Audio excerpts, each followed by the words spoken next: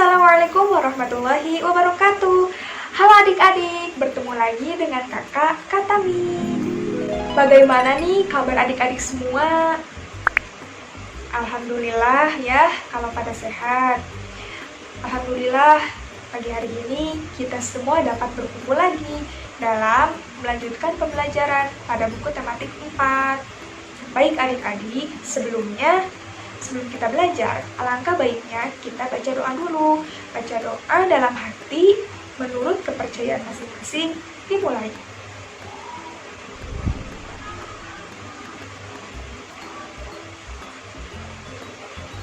Amin. Selesai. Sebelum kita memasuki pembelajaran, kakak mau bertanya dulu nih kepada kalian. Minggu kemarin kalian belajar apa ya? Apakah ada yang masih ingat? Ya, belajar tentang apa, Mei Mei? Nah, betul sekali Mei Mei. Kita kemarin belajar tentang sumber daya alam. Nah, apakah yang lainnya masih ingat? Kemarin kita membahas mengenai apa saja tentang sumber daya alam? Ya, Mail, tentang apa? Hubungan apa nih? Oh iya, betul. Kemarin juga kita membahas mengenai hubungan sumber daya alam dan teknologi. Nah, ada nih satu lagi, hubungan sumber daya alam dengan apa ya, Mei Mei? Ya, betul.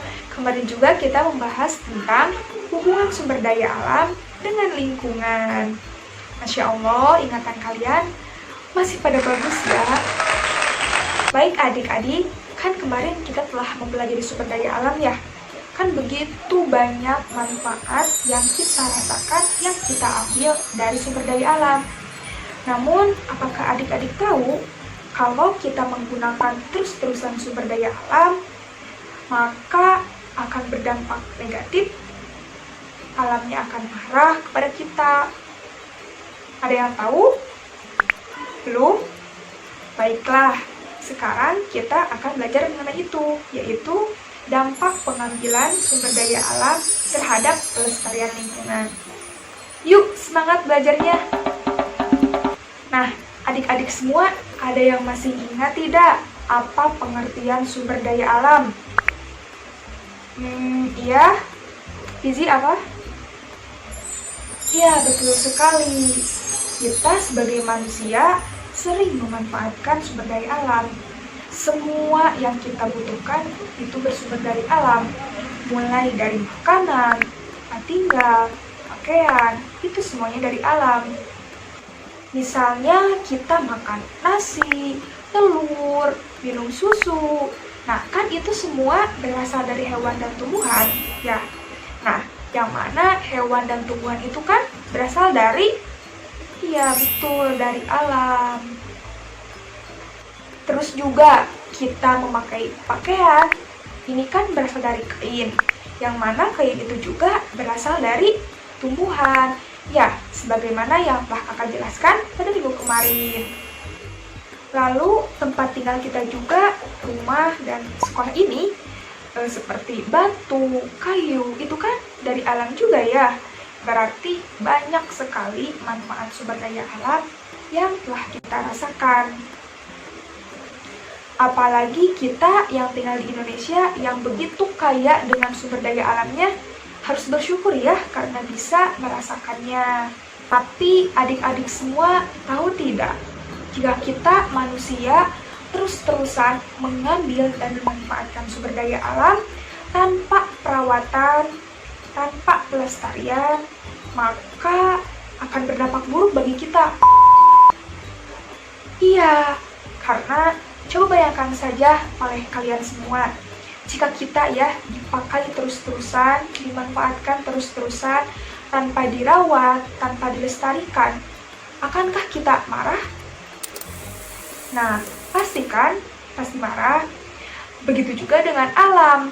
Alam yang terus-terusan dipakai manusia, dimanfaatkan manusia, dirusak manusia, tanpa merawatnya, tanpa melestarikannya, tanpa menjaganya, maka alam itu akan marah juga kepada manusia.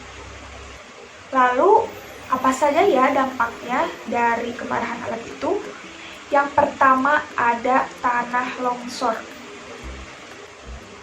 Adik-adik tahu kan bahwa manusia itu sering melubangi dan menggali tanah, entah itu untuk mencari batu bara atau bahkan bangunan rumah.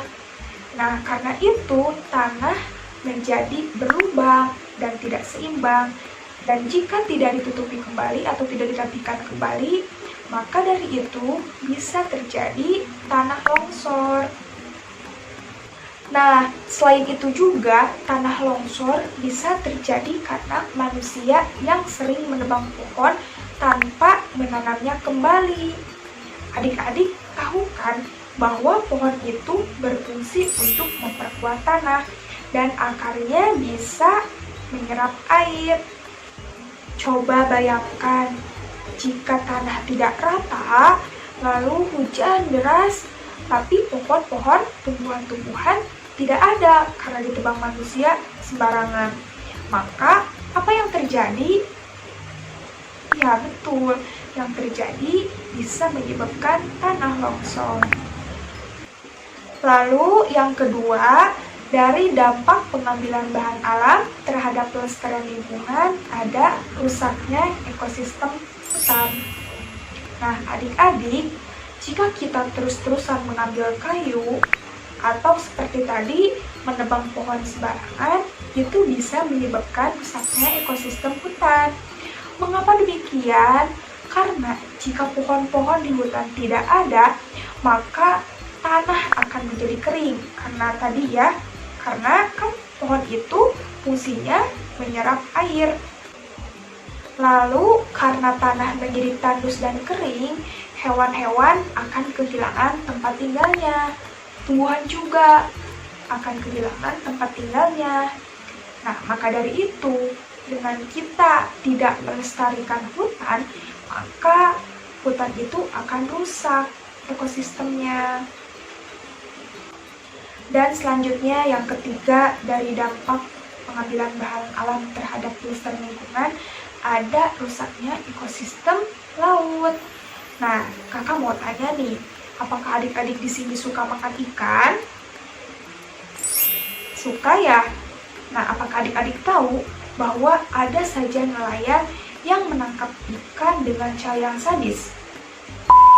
Iya, ada saja nelayan yang menangkap ikan dengan menggunakan bahan peledak seperti bom. Nah, mengapa nelayan seperti itu? Karena dengan bahan peledak seperti itu, mereka bisa dapat menangkap ikan yang banyak dan dengan waktu yang sebentar. Jadi, karena itu mereka menggunakan bom atau bahan peledak untuk menangkap ikan supaya untung. Tapi adik-adik tahu tidak, ada kerugiannya juga di balik itu, yaitu rusaknya ekosistem bawah laut, seperti terumbu karang. Kan di terumbu karang itu tempat hewan-hewan lain untuk berkembang biak, untuk hidup, untuk berlindung, dan untuk mencari makanan. Nah, jika terumbu karang tidak ada, maka hewan-hewan itu akan hancur. Oleh sebab itu, menangkap ikan dengan bahan peledak bisa merusak ekosistem laut. Nah, adik-adik sudah tahu kan dampak pengambilan bahan alam terhadap pelestarian lingkungan yang sudah tadi kakak jelaskan? Coba, yang pertama ada apa? Ya betul, yang pertama ada tanah longsor. Lalu yang kedua, betul, rusaknya ekosistem hutan. Dan yang ketiga, iya, betul juga, rusaknya ekosistem laut. Nah, adik-adik, maka dari itu kita perlu upaya untuk tetap melestarikan sumber daya alam. Caranya dengan apa, Kak? Yang pertama, kita bisa dengan tadi ya, tanah longsor itu kan disebabkan karena tanah yang berlubang, karena manusia menggalinya. Nah, kita sebagai manusia, jika menggali tanah, itu harus meratakannya kembali. Jangan sampai tanah berlubang. Nanti kan miring ya, jadi tidak seimbang. Jadilah longsor. Lalu, kita jika menebang pohon, harus melakukan tebang pilih. mana kira-kira pohon yang sudah tua dan dapat ditebang, mana kira-kira pohon yang tidak boleh ditebang. Terus, jika kita menebang pohon juga, sebaiknya kita menanamnya kembali agar dapat dimanfaatkan di kemudian hari. Lalu, tadi juga ada rusaknya ekosistem laut kan ya? Karena manusia menggunakan bahan peledak untuk menangkap ikannya. Nah, jika kita sudah mengetahui bahwa bahan peledak itu berbahaya bagi makhluk laut lainnya, kita tidak boleh seperti itu. Kita cukup dengan memancingnya dan menggunakan jaring misalnya. Tidak boleh menggunakan bahan berbahaya. Juga jika kita menangkap ikan, harus yang sudah benar-benar boleh ditangkap. Jangan sampai yang masih kecil sudah kita tangkap, karena itu ikan kecil itu kan akan besar nantinya. Nah, adik-adik, berhubung bel sebentar lagi berbunyi, maka untuk hari ini kita cukup membahas 3 dampak dan 3 upaya dulu ya. Insya Allah di waktu selanjutnya kita akan membahas lagi seluruhnya. Nah, adik-adik, terima kasih ya sudah mengikuti pembelajaran kakak hari ini. Semoga ilmu yang kalian dapatkan hari ini bermanfaat bagi kehidupan kalian. Jangan lupa pesan kakak tadi untuk terus menjaga alam dan merawatnya. Oke? Oke, bagus. Baik adik-adik, sebelum pulang, mari kita berdoa terlebih dahulu. Berdoa dalam hati dimulai. Amin. Selesai. Baik, silahkan rapikan tas dan bukunya. Jika sudah, pulanglah dengan tertib dan hati-hati. Dan salam kepada orang tua kalian. Sampai jumpa di pembelajaran selanjutnya. Dadah. Wassalamualaikum warahmatullahi wabarakatuh.